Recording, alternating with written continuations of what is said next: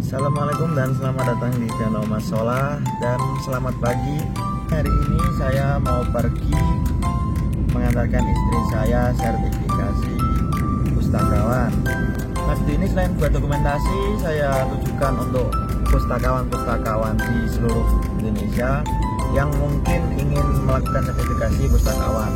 Tapi bagi teman-teman yang nonton video ini, bagi yang belum subscribe, silahkan klik tombol subscribe dan juga aktifkan lonceng di sebelah tombol subscribe. Karena nanti sepanjang perjalanan saya akan membahas tentang apa itu sertifikasi pustakawan.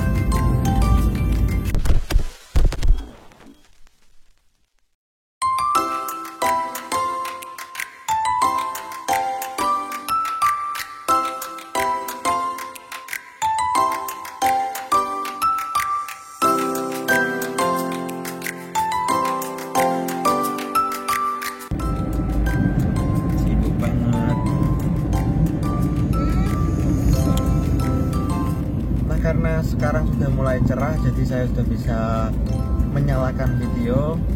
Jadi pagi ini kita tujuannya itu ke BPMP Provinsi Jawa Tengah, yang tepatnya ada di Jalan Kiai Mojo, Banyumanik, Semarang. Jadi kan istri saya ini seorang pustakawan. Nah, sebagai seorang pustakawan itu memang dianjurkan untuk ikut sertifikasi. Sebenarnya bukan cuma pustakawan ya, beberapa profesi-profesi itu memang ada lembaga sertifikasinya. Kalau di pustakawan sendiri itu lembaga sertifikasinya di Perpusnas. Nah, mungkin teman-teman pustakawan yang nonton video ini pasti ada pertanyaan, kenapa kok kita harus melakukan sertifikasi, apa untungnya?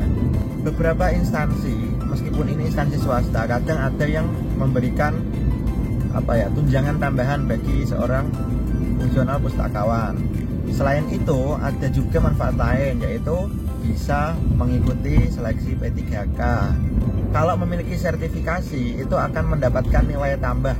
Kalau di seleksi tahun 2022 kemarin itu tambahnya 15% ya kalau nggak salah.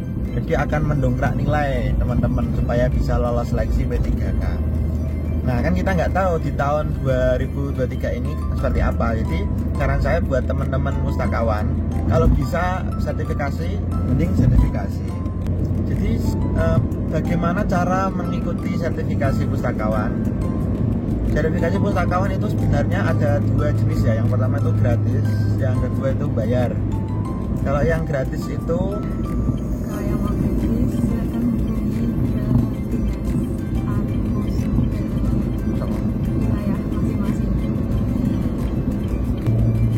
daftarnya yang gratis itu melalui perpus wilayah. Jadi belum tentu perpus daerah ya, tapi perpus wilayah, bisa jadi wilayah provinsi ataupun wilayah lain. Kadang juga di kabupaten kadang juga ada sih, tapi nggak semua ya, jarang. Itu yang gratis. Atau bisa langsung mendaftar di websitenya ya. Bisa langsung buka websitenya sertifikasi pustakawan, cek aja di Google. Alamatnya nanti tak tulis di sini ya. Ini tombolnya, tulisan ini. Di situ ada tata caranya.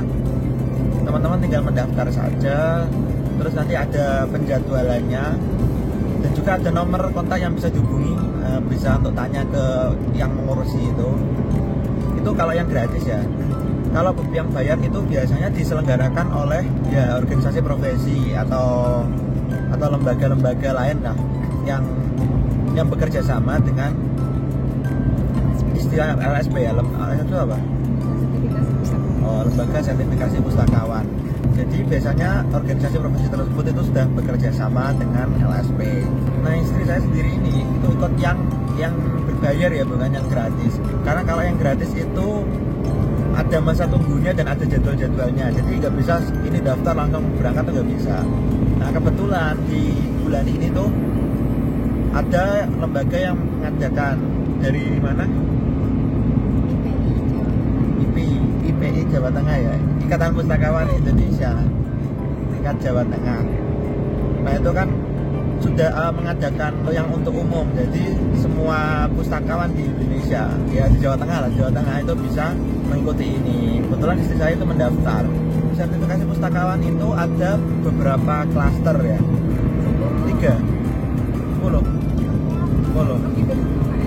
Ya pokoknya ada beberapa klaster.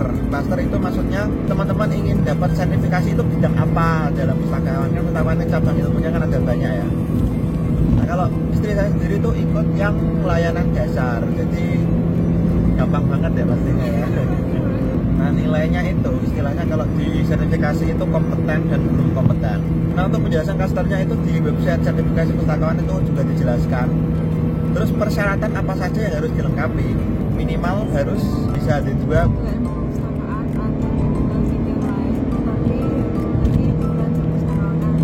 Nah itu D2 minimal D2 ilmu pustakawan atau yang sejenis, atau memiliki boleh jurusan lain asalkan memiliki sertifikat diklat pustakawanan. Nah itu sertifikatnya bisa didapat di mana itu?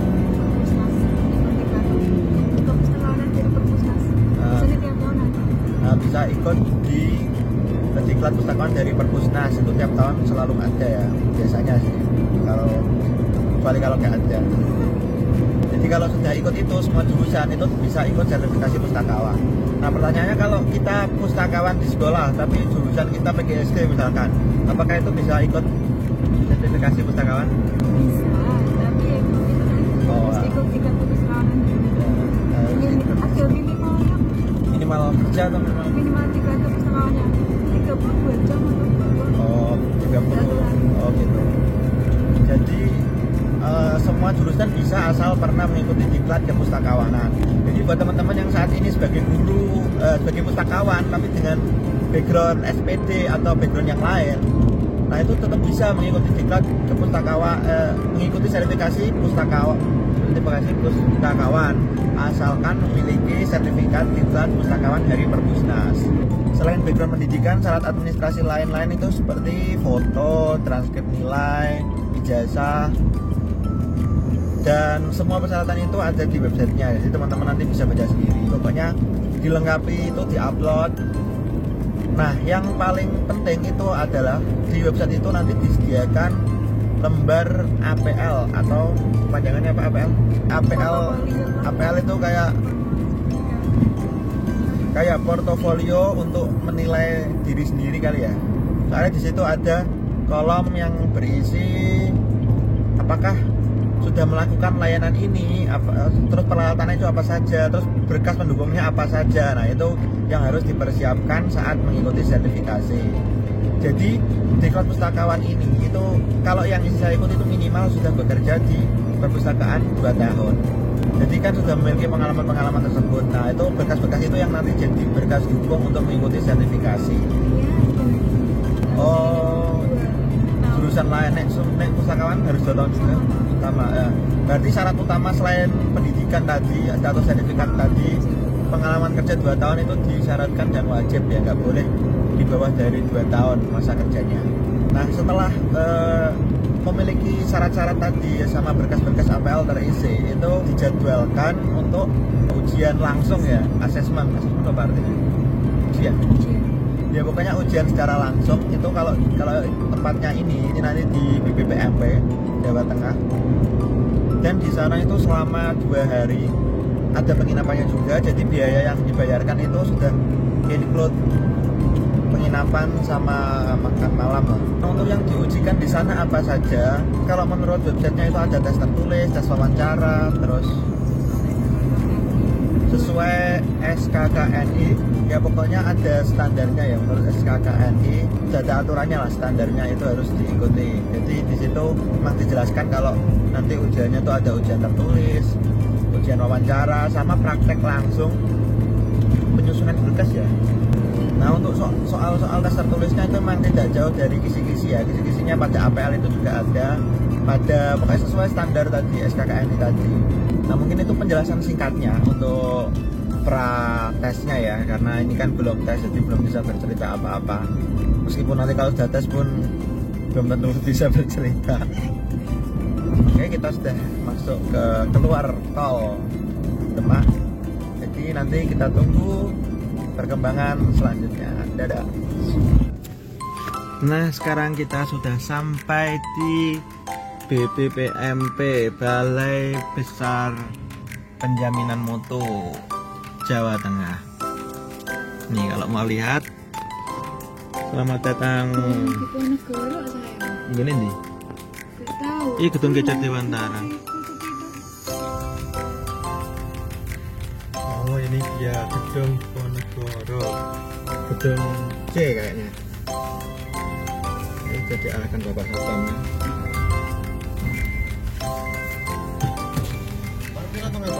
Ngantar. Ya.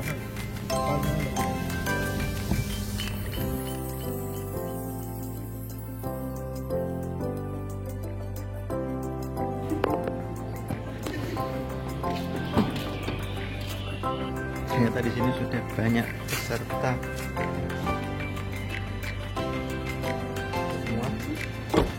Semua berkas, laptop, alat sholat, terus apa ya? Ya pastikan benar-benar apa ini? Dan jajan. Ada pintu masuk. Aku tak sing pakane ngene. Aku tak sing pakane. Sekarang ada putih-putih, hitam putih. Oh iki tempatnya. Oh iki gedung Diponegoro. Gedung D.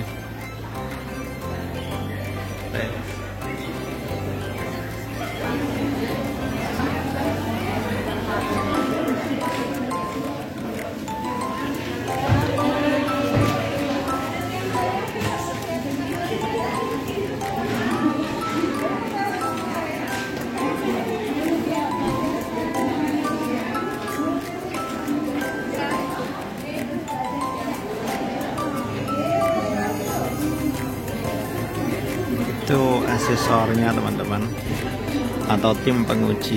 Ada yang dengan saya? Dengan Bu Adiati sebelah kanan. Langsung masuk. Itu juga. Oke. Juga Titi Ika Utami.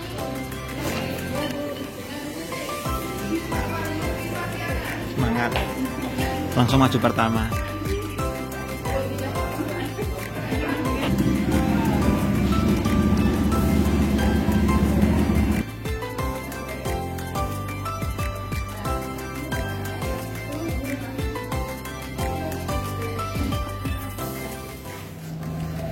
Selamat pagi, dan sekarang sudah hari kedua sertifikasi pustakawan.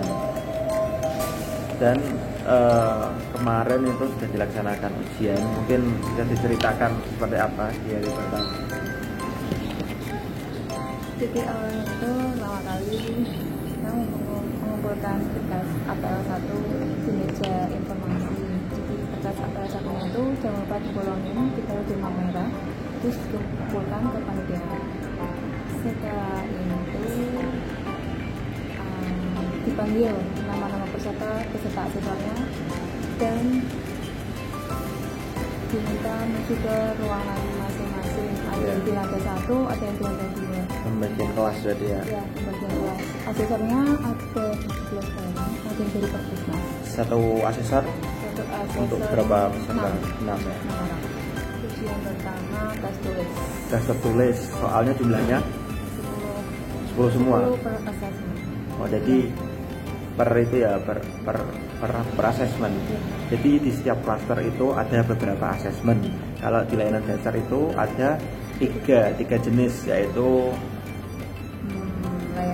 Layanan sirkulasi, layanan referensi, dan bimbingan pemustaka. Itu semuanya diberikan tes tertulis. Jumlahnya 10 soal semuanya. Setelah tes tertulis terus dipanggil. Ya, Atau yang siap? hasil tes tertulis sama wawancara. Wawancara. Every gantian. Wawancaranya untuk gantian untuk tiap asesor yang bagi. Jadi asesor itu tim penguji yang dari Perpusnas ya, yang kompeten di bidangnya. Terus setelah wawancara, Ya, itu demonstrasi pekerjaan. demonstrasi pekerjaan itu membuat yang kemarin sudah disiapkan itu. Ya, di unjuk kerja yang sudah di-upload di website sertifikasi pustakawan. Ya, jadi unjuk kerja itu seperti bukti pekerjaan yang sesuai dengan apa kemarin apa? APL 2. Enggak, apa sih namanya? APL 2 ya namanya. Yang sesuai dengan standar SKKN. SKKNI ya itu. Jadi kalau sudah sudah benar, di-upload juga kan kemarin. Nah itu juga barang unjuk apa ya istilahnya, data dukungnya itu disiapkan untuk dimajukan setelah wawancara itu. Nah sebenarnya kan jadwalnya 2 hari kan, kalau misal hari pertama sudah selesai itu ya itu sudah selesai, nggak usah ada hari kedua, tapi tetap hadir. Ya, diminta datang karena untuk keperluan tanda tangan dan lain-lain. Oh ya, pemberkasan itu ya. Nah kebetulan memang kemarin ada apa ya, revisi biasanya, koreksi atau apa karena kurang, itu memang nggak bisa selesai 1 hari, jadi ini dilanjut di hari kedua. Semoga ya hari ini dilancarkan lah. Oke, sampai ketemu nanti, dadah.